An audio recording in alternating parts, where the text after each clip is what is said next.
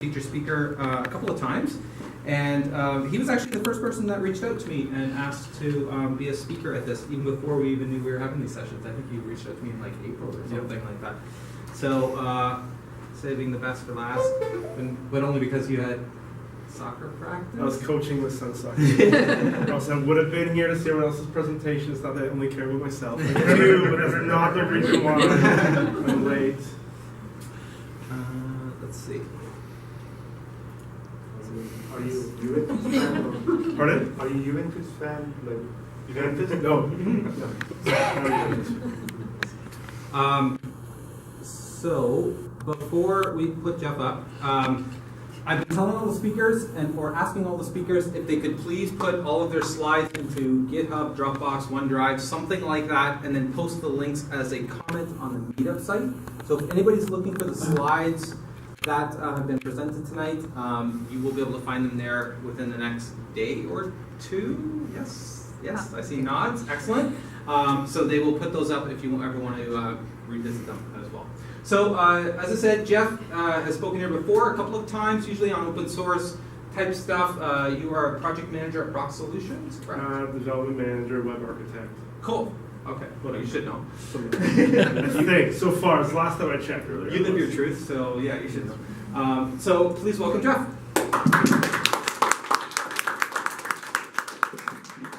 So yes, I was late coaching soccer. Unfortunately, I'll like always be coaching to the detriment of my wife when she's like cooking. They're like, maybe you should hold the knife a different way so not everyone appreciates my coaching. It's okay, I'm cool with that. So I reached out because I wanted to put a kind of a new kind of talk together, and I thought this 50-minute format would be good.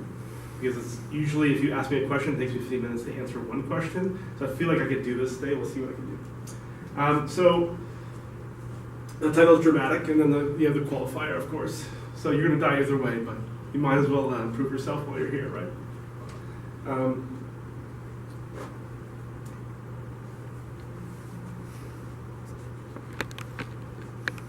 So in November last year, I committed myself to reading. First of all, I saw something that Bill Gates reads 50 books a year. I'm like, I can do that.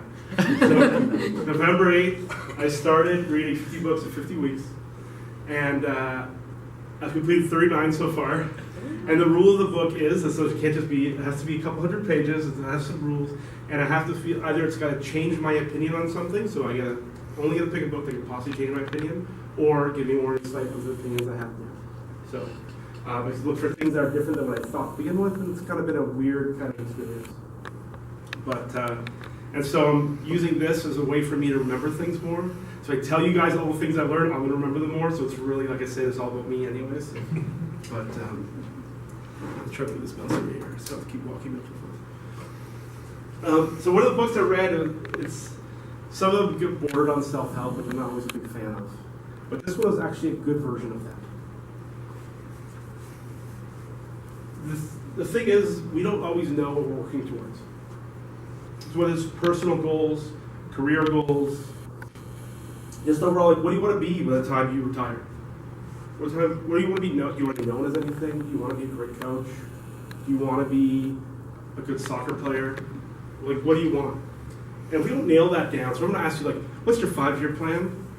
Usually you want something a little longer than that. And the kind of interesting thing about this is you create your life goals. Say you want to be, I don't know, a thought leader in the software industry. And then you say, okay, that's my lifetime goal. So in 5 years, here's where I need to be at that lifetime goal. Then you ask yourself, what do I have to do in the next year to get to that 5 years that gets me to the life goal, and so forth. So you get it down to the base level of today, what am I going to do that's going to get me all the way to that goal? As opposed to the old, tomorrow I'm going to get really good at this. Tomorrow I'm going to eat really well tomorrow, it's all going to change, and then tomorrow keeps happening, it's always tomorrow, and then never is today. So it's kind of a thing, it's like, what do you do today?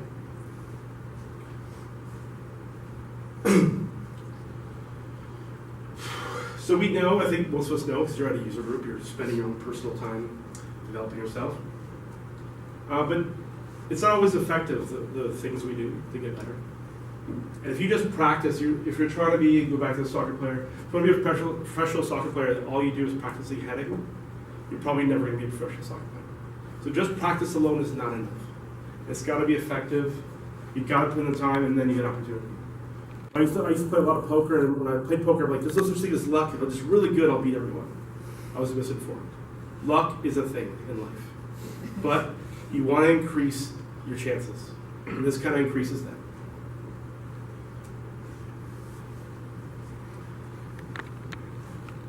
So Daniel Coyle, he wrote the Talent Code, but he also has this little short book. There's a nice quick book for me. It's only 150 pages. It'll take me a couple days to read that one. I have to get those to pad the stats a little bit. But with hard skills, so hard skills are very kind of muscle memory. With those, you want to be consistent, repetitive. So it talks about the famous Russian tennis club that puts out professionals over and over again. And what they do, it's all about practicing the same things, getting it right. You don't move forward until you get it right. So hard skills is very much about repetition, but you got to make sure that each thing you do is done well.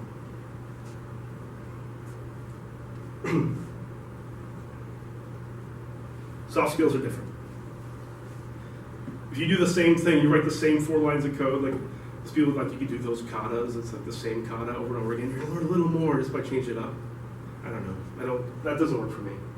So you gotta expand. You gotta expand your horizons. The one thing I've learned about like reading all these books is you learn things, obviously, besides the obvious thing, is you start, when you read books from different areas, you start tying ideas together that you wouldn't have tied before. So things like you take things from like Toyota Lean Management, take things from software, take things from coaching books. And really you can start putting yourself some unifying ideas that come across from all of them. I guess we should talk about development a little bit. We all heard clean code and all these wonderful things. Really, writing code is not that special. It's writing comprehension. It's the same thing. When you write, you should be clear, you should be concise, you should be a joy to read. So when someone looks at your code review, they should be, oh yeah, that's right. That's how I would have wrote it. Unless they're a jerk, but what are you can't win them all. And they're all jerks because they all say bad things about my code, so they must be jerks. It cannot be me. So I say this, it surprises people who know me. I used to be a heavy kind of test-driven development kind of guy. It doesn't always work. It has negative repercussions, especially if you don't know what you're doing.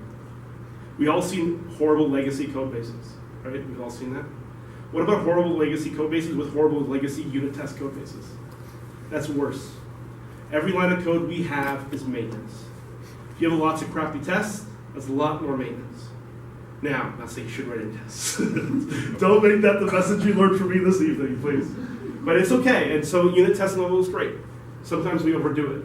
You have 100 tests on some line of code and someone wants to change that or move the code around. Like, oh crap, I gotta change all those tests. If that is what they call test-induced design damage. Either you don't make the change and you keep the code in an improper state, not in a nicely written way, or you comment out or delete your tests. We've done that before, right? Let's not lie to each other. You delete them, just comment them out, and then no one knows to uncomment them. It's zombie code, right? You uncomment it, all of a sudden it comes to life and kills you in production, right? You don't know what it's doing. This one's not even done yet.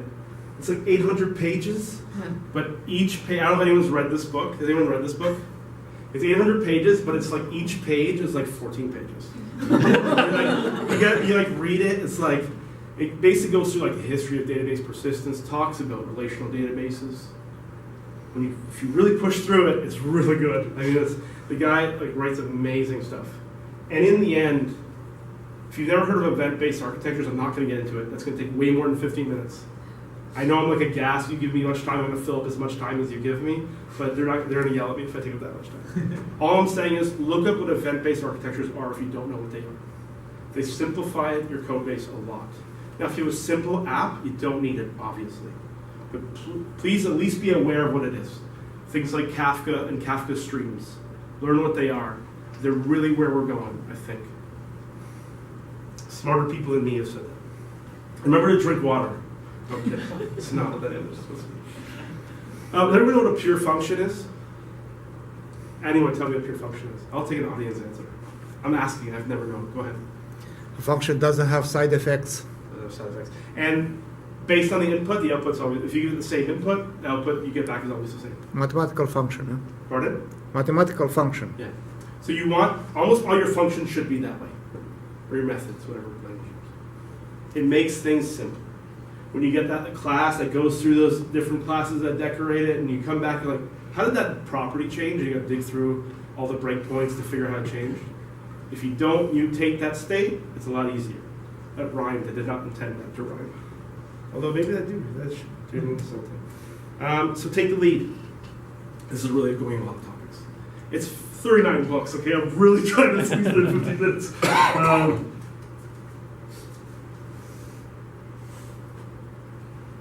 What I see too much in my many years in the software industry is developers who say, hey guys, what if we do this?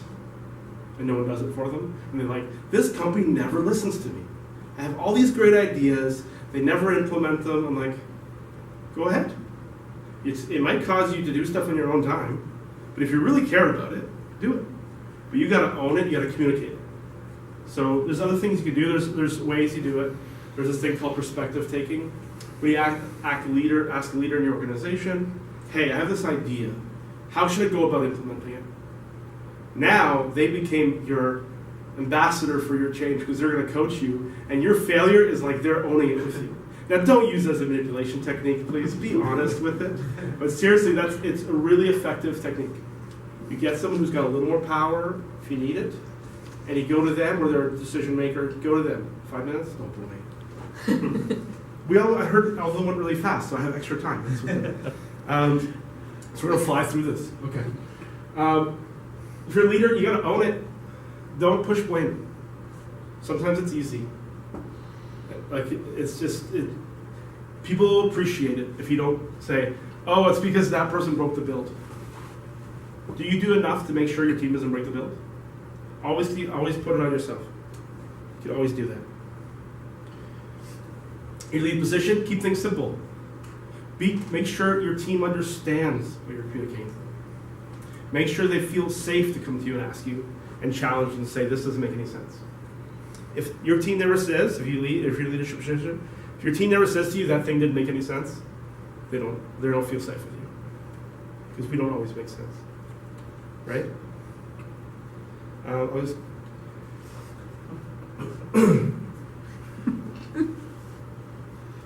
Sad. It's really sad. So Tim Wu, who wrote this book called Attention Merchants, he talks about like you have the Elon Musk out there, right? Who's actually he's purposely not doing that. He's changing things up, but most people are doing this, getting us to click ads. It's kind of sad. There's a lot of great minds out there doing it, and some of us in this room do it, right? So he talks about the idea of our phones. Oh, my phone's a prop here. Our phones are like slot machines in our pockets. And you know why slot machines are addictive? Because you lose a lot, and you win once in a while. So you have that phone buzz in your pocket. Most times, shit, I need that. 3 hours bus ride to Toronto. I didn't take the bus. Why is it telling me about how long is it take me to get to Toronto? All those wrong notifications you never like, until a person says, "Hey, your Facebook post got liked." You're like, "Oh yeah, cool. That was worth it." Now the 45 times you've checked and all of them are useless are worth it for that one. That's how slot machines are addictive. That's why your phone's addictive. Right? It's a dated picture. See a couple blackberries in there? I'm supporting the local community. Yeah, we have this kind of unhealthy. You know, when you walk down the stairs, and you're like, shit, I forgot my phone. I need to go back up the stairs. You don't actually need your phone. You just feel like you get anxiety, heart palpitations. Like, what the hell? Yeah. That's a flat this. We're never bored anymore. We're always entertained by your phone, by Netflix. I love Netflix. That's ruined so many productive hours for me. But we're never bored enough. And it's like you can take a walk, but don't like take out selfies every 4 minutes. Just like unplug, go for a walk. Be bored more often. So they've done studies, of course, on the effects of when we spend an hour on Facebook or Twitter. I love Twitter. It's fun. But when we spend that time, guess how we feel about it when we're done that hour? regret. Almost every time. Could have done something else. Could have went outside with their kids. Could have worked on something interesting. But instead, you spent that hour hoping someone likes your funny post you posted. It's okay. Ties into the next one.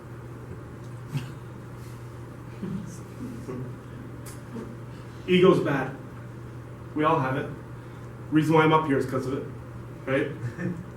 I want you guys to hear my insightful thoughts that I just copied from books.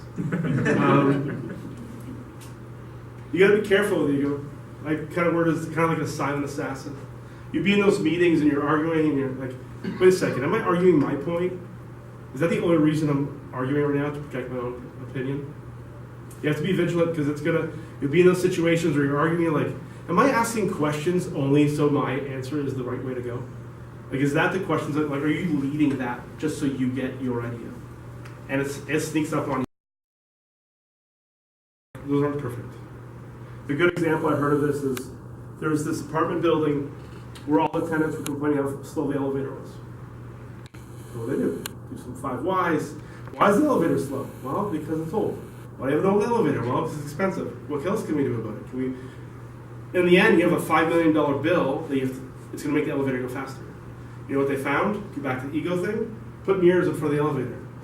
We love looking at ourselves. When we're looking at ourselves, we're very patient. Time goes, you don't even notice it. It's really weird, but it was actually an effective way, and people stopped complaining about it. Ego, man. It's a killer. So I talked about it before. Own your mistakes. It's tough. It's really hard to do sometimes. People will appreciate it. Like I had one recently where I had a demo and I was the lead in the team. I got held up in another meeting, I got there late, I didn't set the stage, the wrong person started, people started questioning things that had nothing to do with the things we were demoing. And the hour was over, I'm like, that was horrendous.